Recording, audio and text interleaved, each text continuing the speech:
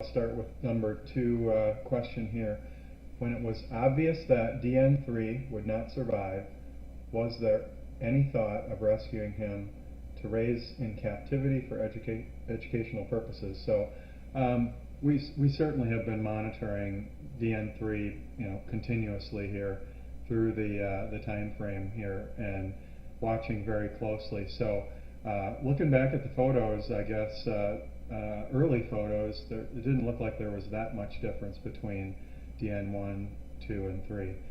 It did become obvious, though, as eagles start doing what they do, and that is there's some competition for food, and we saw some time periods where there wasn't a lot of food in the nest, that some eagle behaviors of my food first and rough activity with DN3 and DN2 being exhibited by DN1, that was going on. So we were looking at that, and here's the things that we would typically consider.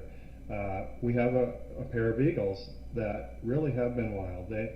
We haven't had cameras up in this tree before, so we took very stringent precautions on this nest to make sure that we would not scare these eagles away, and that we would be able to see them after we put the cameras and the microphone up. So in this tree, the camera and microphones are actually about 18 feet away on a branch, and it was quite precarious to try to climb and get into that nest compared to some of the other nests where the nest is right on the main trunk and base of the nest. As you can see, it's been raining. Bark gets wet, it's got lichens, and it gets slippery. You have to get up into the tree, you have to shoot a line up there, you have to do quite a bit of work just to get that up there. And even the thought of shooting a line up and hit with a crossbow or something like that and hitting one of the eaglets. So that's one consideration. The other is we don't want to impact these eagles. Some people ask, hey, we saw that other eagles were rescued. We had the Southwest Florida eagle cam get line around its ankle, and so we're out on a hillside like this, and we don't get cherry pickers out there with a boom out there. You can't do that. We're out in the middle of a woods on private property, and we also have consideration of the property owners there too. So it's not accessible like some of the other eagle cams that have been accessed to do work. So, and the other thing that we think about is we have some very talented people here that do work, and you're always taking a risk when somebody goes up and climbs. We've got people who are probably as expert as they get with Kike Arnold and Neil Reddig, and then people who have less experience climbing, Amy and Dave Kester, some of our board members, and then there's people like me who have even less that rely on Amy and others to help tell me what to do, right? So all those considerations go into that. And what would be the benefit? Okay, we would pull an eagle out of there that it's just like a child, really. You will be taking care of that eagle for the rest of its life. So there's financial considerations there. There are considerations of having somebody dedicated and accept the responsibility to do that. So think about that. Eagles live, how long? 15, maybe? Oh boy, I don't know how long they live in captivity. So let's say they live 10, maybe as long as 30 to 40 10, 15 years. And I think that we knew what was going on. It's not guaranteed that if we would have tried to rescue DN3 that it wasn't something other than just not getting enough food, probably, but we can't be sure of that. So if it was something else and we miscalculated, we do that effort for nothing, and the eaglet would die anyway. So I don't know, anything else to add? I don't have anything else to add. I guess we'll go on to question number 3. How do eagles know to return to the same area year after year?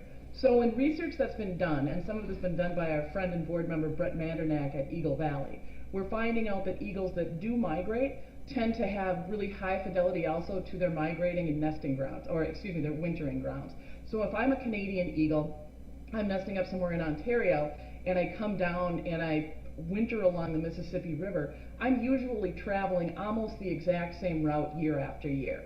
We think among eagles that migrate They use a couple of different methods to determine where they are. One, a lot of birds are magnetically sensitive, so they can use magnetic lines of force around the Earth to orient themselves in a north-south direction. We believe they use starlight. A surprising amount of birds migrate or travel at night, so they can use the positions of stars in the sky to help orient themselves. It was interesting to me to learn. I didn't think that was possible.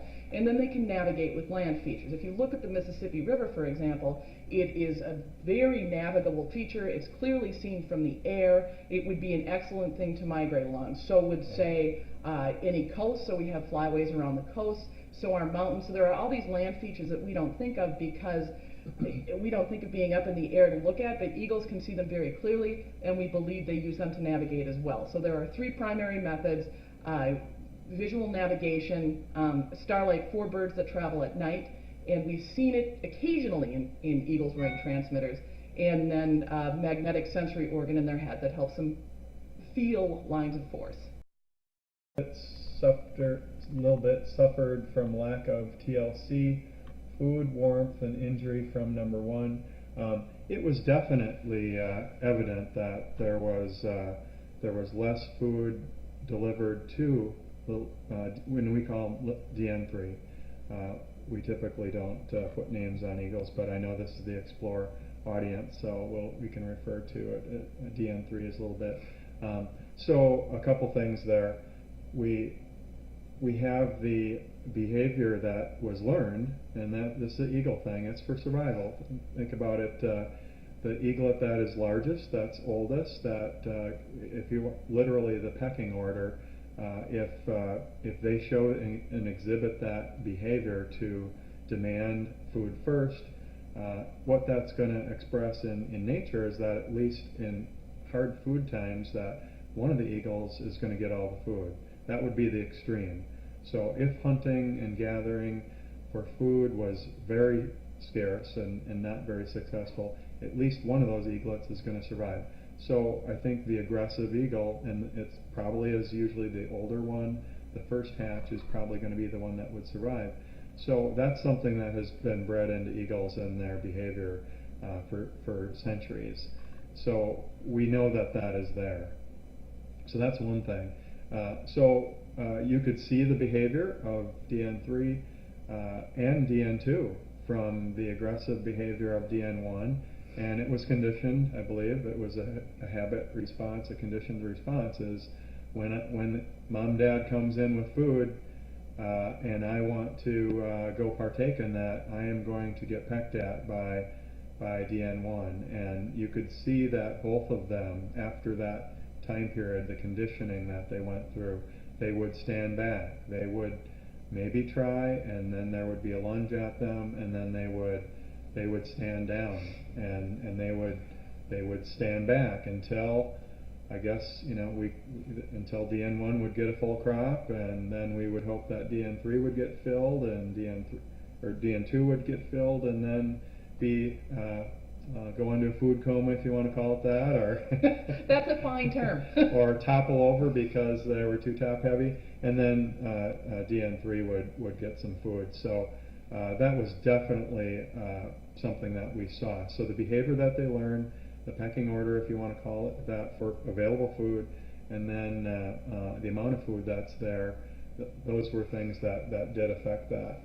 And Amy, you were talking about just the lack of the thermal down, all of it coming in, and some of the cold weather that we had. Yeah, it all kind of came in together, I think. And I was actually pretty hopeful until about midday of the day that DN3 died. I did think eagles are very hardy. He'd shown, we don't actually know the gender, a lot of sort of spunk in the nest. So I was hopeful, but as the day came on, the weather was cold, it was damp. The parents were more attuned to the brooding needs of the oldest two, and the older two really didn't need daylight brooding anymore unless it was very wet like today. So the parents weren't brooding. DN3 kept trying to crawl onto the other two, and by and large they submitted to that, but they don't know how to brood. They weren't intentionally brooding DN3.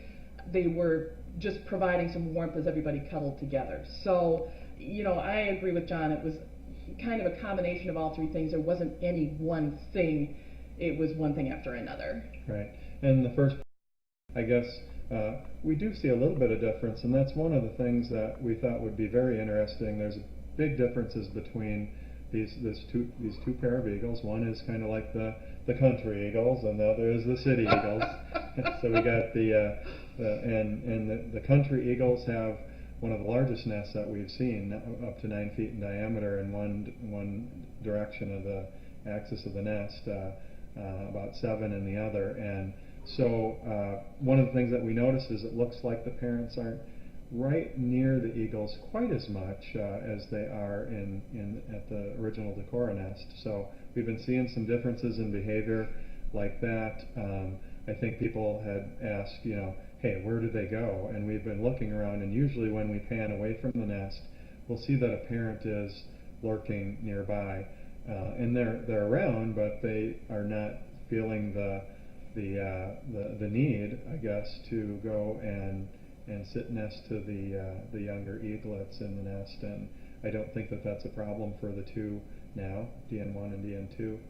They've got their thermal down in, and I guess you've seen, I was just watching before, and we saw another eagle term, the umbrella, forming, to shield them from the rain. And so we'll see that when the weather gets colder and the rain comes down, that the parents will do that type of thing. I guess it's dadbrella if it's the dad, right? Pop tent. Okay, pop tent. Okay, so the next question: how much food do you estimate a chick needs daily to survive? And I actually went to the board for this one because I truly do not know. Laura Johnson suggested that probably 3 days would be fine, possibly as long as 4 days. Ideally, what we say about birds of prey is they consume 10% of their own body weight every day, and that's great. That's probably what they do, but they don't do that every single day. They're wild animals. Sometimes they get more. It's one of the reasons they have a crop. It's kind of like a built-in refrigerator, so they can store food. Sometimes they get less, and it is okay if they get less. So the best answer that I can give you on that would be probably 3 to 4 days.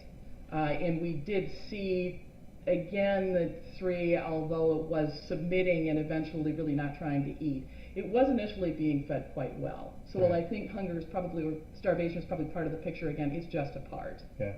And one thing we didn't mention about what DN3 went through, I guess, we did see that it was huddling in with the other two, and the other two are quite a bit larger.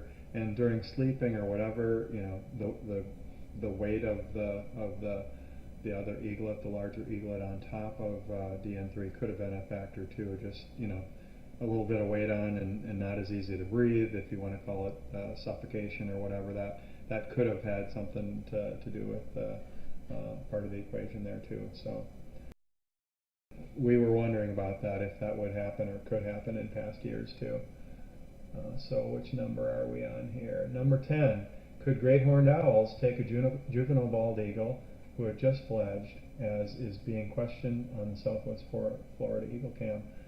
Someone saw the owl swoop in and knock the juvie from its perch during the night.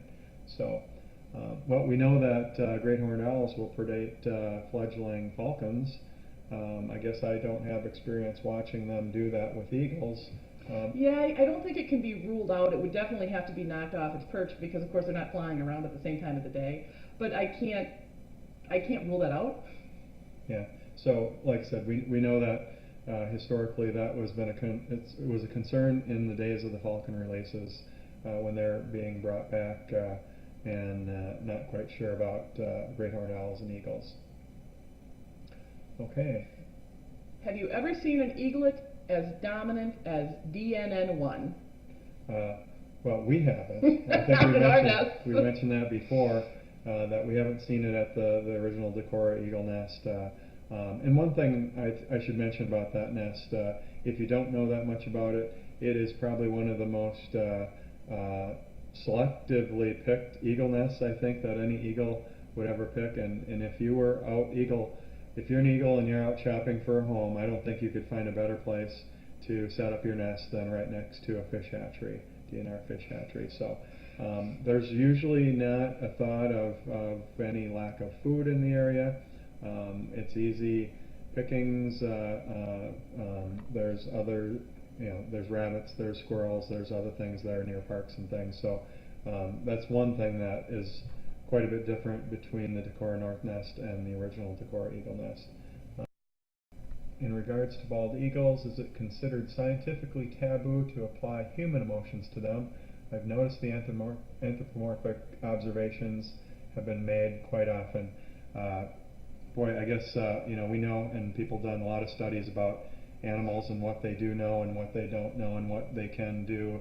I always look at it as mostly it's inbred behavior, it's instinct, it's what and it seems amazing what they can do. Just like we know that birds of prey can travel to different continents and then come right back to the same area almost the same exact day each year, even with some of the changes in climate that are happening that we're seeing over the last decade or so.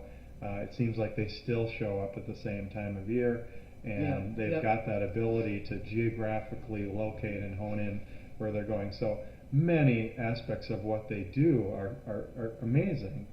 We can't understand it.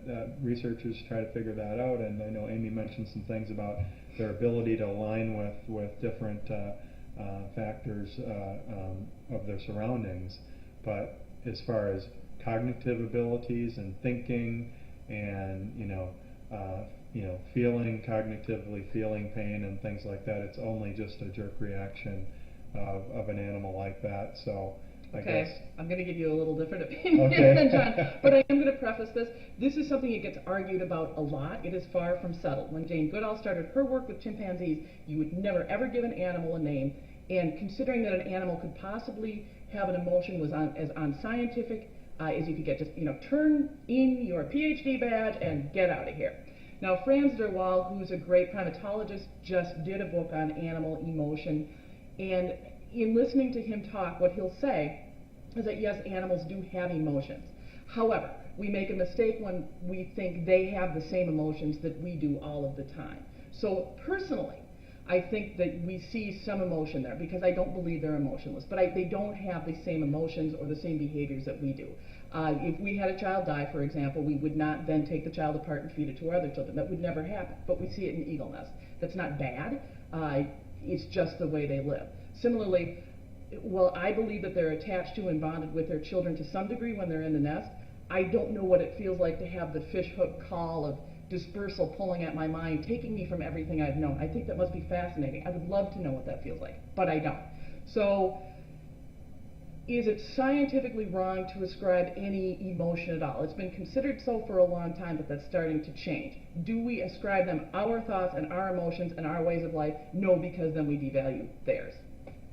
Right, and there's a difference there between primates that are more like humans, right, and then raptors, birds of prey, and others as far as that. Certainly with primates, in other mammals there would be a little bit more of a scientifically proven possibility of things more like a human. So we don't tend to say they're a deadbeat dad or things like that.